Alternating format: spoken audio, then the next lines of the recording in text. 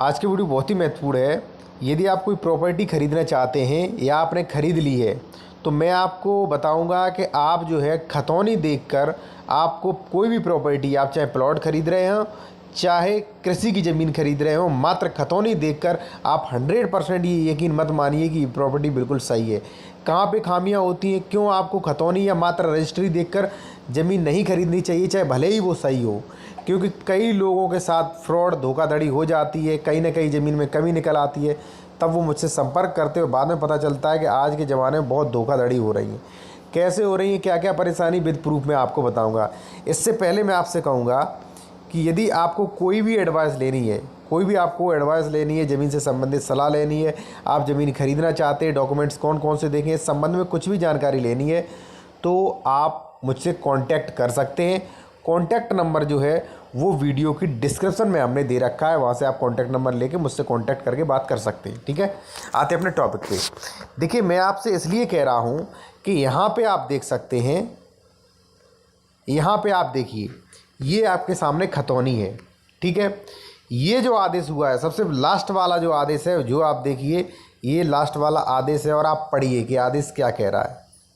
ठीक है, देखिए, ये आदेश कह रहा है कि आदेश श्रीमान सहायक चकबंदी आयुक्त, ये जो है इसमें दिनांक डली है 4/7/2021 को आदेश हुआ है कि खतौनी के खाता संख्या 237 के गाटा संख्या 1339 रकबा 0.21 डेसिमल का संपूर्ण भाग विक्रेता महाराज पुत्र दुलारे निवासी रावरी भाग कृथुआ का नाम निरस्त करके क्रेता ध्रुवेश कुमार पुत्र साहूकार निवासी रावरी भाग ग्राम का नाम रजिस्ट्री संख्या 2200 व दिनांक 2/6/2007 के आधार पर बतौर बेनामा संक्रमणी भूमि दर्ज हो। अब देखिए कितना बड़ा फ्रॉड हो सकता था कि ये आदेश, यानी कि इन्होंने जो है 2007 में बेनामा कराया था। इस पर लिखा है, नीचे आप देख सकते हैं, इस पर स्पष्ट रूप से लिखा है कि बेनामा जो है वो 2006, ठीक है, 2/6/2007 के आधार पर जो भूमि जो है उनके नाम पे की गई।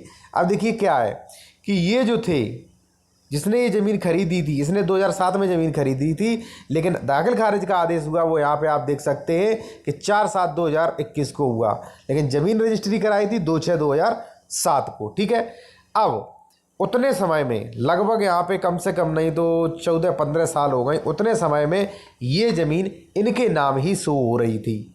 ठीक है, क्योंकि रजिस्ट्री तो उन्होंने करा ली भाई, जिसने ख़रीदा था उसने रजिस्ट्री करा ली, लेकिन उसने दाखिल खारिज नहीं कराया, तो 15 साल तक ये ज़मीन इनके नाम ही दाखिल खारिज बनी रही भाई। ठीक है, अब इनके नाम ज़मीन दाखिल खारिज बनी रही, तो अगर इनकी मान लीजिए नीयत बेकार होती, ठीक है, या मान लीजिए इनके पुत्र जो हैं उनकी नीयत बेकार होती है, एक्सपायर हो गए, तो वो बेच भी सकते थे ये ज़मीन। हालांकि वो दूसरी रजिस्ट्री जो फर्जी होती, लेकिन ये चाहते तो बेच भी सकते थे, उससे आपको प्रॉब्लम खड़ी हो जाती थी।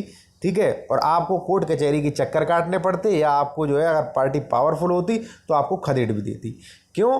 क्योंकि आदेश आपने कब कराया? 4/7/2021 को आपने दाखिल खारिज का भाई आदेश कराया, लेकिन बेनामा कब कराया था? 2/6/2007। भाई इतने दिनों तक, लगभग 15 साल तक, 15-16 साल जो भी थी, उतने साल तक ये आदेश नहीं चढ़ा था, तो इतने समय ये ज़मीन इनके नाम ही बनी रही है, ये जो है इनके नाम बनी रही, तो ऐसे में फ्रॉड हो सकता था। दूसरी बात, मैं आपको एक और महत्वपूर्ण दूसरी खतौनी दिखा रहा हूँ, वहाँ पे भी देखिए किस तरीके से जो है फ्रॉड होता है, वो भी आप देख लीजिए। देखिए, यहाँ पे आप देख सकते हैं कि खतौनी है, ये हमने जो क्लाइंट थे उन्होंने हमसे बात की है, उनके कहने पर हमने बैक डेट की खतौनी निकलवाई, तो वहाँ पे स्पष्ट लिखा है कि आनंद कुमार ने खाता संख्या बंधक करके लोन लिया है। ठीक है, पिछली पे, लेकिन भाई इन्होंने क्या किया, ये फंस गए। क्यों? क्योंकि इन्होंने जो है ये वाली खतौनी देखी, इस पर कहीं आदेश है नहीं। ठीक है, यहाँ पे गाटा संख्या देख सकते हैं, गाटा संख्या वही है 51 52 53 56, और यहाँ पे भी देख सकते हैं, इसमें भी गाटा संख्या 51 और 53 56, इसमें भी गाटा संख्या वही है, यानी कि ये गाटा बंधक थे। ठीक है, तो भूलवश क्या हुआ, ये आप देख सकते हैं, यहाँ पे लिखा है 56 53 और यहाँ पे लिखा है आनंद कुमार ने खाता संख्या बंद करके लोन लिया है। ठीक है, आनंद कुमार ने ये लोन लिया था, बाकायदा इस पर आदेश चढ़ा था। ठीक है, लेकिन जब नई खतौनी तैयार हुई तो भूलवश ये आदेश छूट गया और नई खतौनी पे ये आदेश है ही नहीं। ठीक है, और यहाँ पे आप देख सकते हैं ये गाटा 56-53 ये भी गाटा है। ठीक है, लेकिन ये आनंद कुमार पुत्र जो थे, यहाँ पे देख सकते हैं आनंद कुमार जो है यहाँ पे आ गए, इनके पुत्र जो है वो अनुराग हो गए। ठीक है, तो जब इनकी मृत्यु हो गई, जब नई खतौनी बनी, जब आदेश चढ़ा, तो इसमें ये लोन का संबंध जो था वो चढ़ाने भूल गए कि ये ज़मीन बंधक भी है। अब दूसरे व्यक्ति ने ये ज़मीन खरीद ली, तो अब यहाँ पे भाई वो ज़मीन बंधक है, उसने खरीद ली, अब या तो वो लोन दे या इनसे समझौता करे। तो ऐसे करके जो है वो भी बेचारा जो है वो फंस गया। ठीक है, एक तरह की परेशानी खड़ी हो गई। चलिए बताता हूँ और क्या परेशानी होती है वो भी आप जान लीजिए।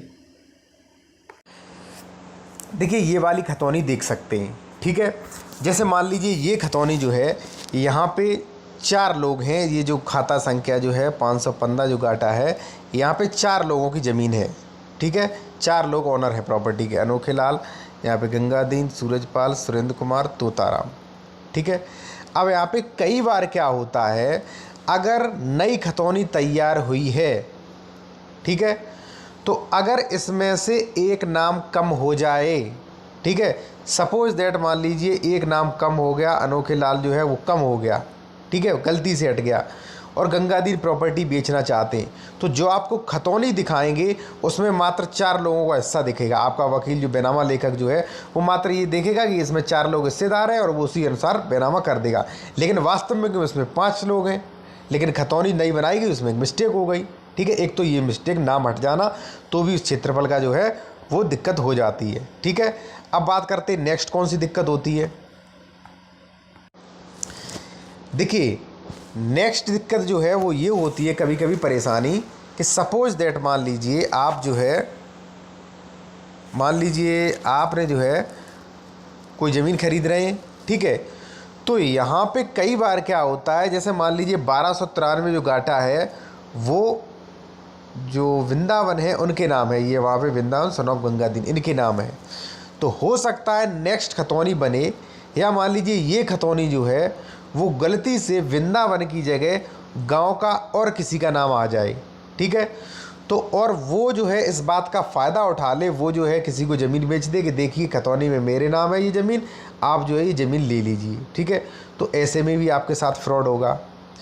तो इन सब चीज़ें जानने के लिए एक ही तरीका है कि आप किसी अच्छे और जानकार एडवोकेट से मिलें और अपने सारे डॉक्यूमेंट्स देखें, थोड़ा टाइम बर्बाद करें, उसमें जो है वास्तविकता में ये देखने चाहिए, थोड़ा इसमें दिमाग लगाना चाहिए।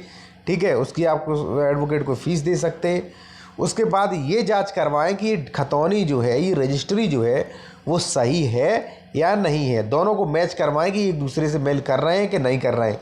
देखिए आप नॉर्मल या मान लीजिए जो कम जानकार वकील है वो कभी भी छोटी मोटी गलती नहीं पकड़ सकता, लेकिन ये छोटी मोटी गलती बाद में बहुत अधिक परेशानी करती हैं।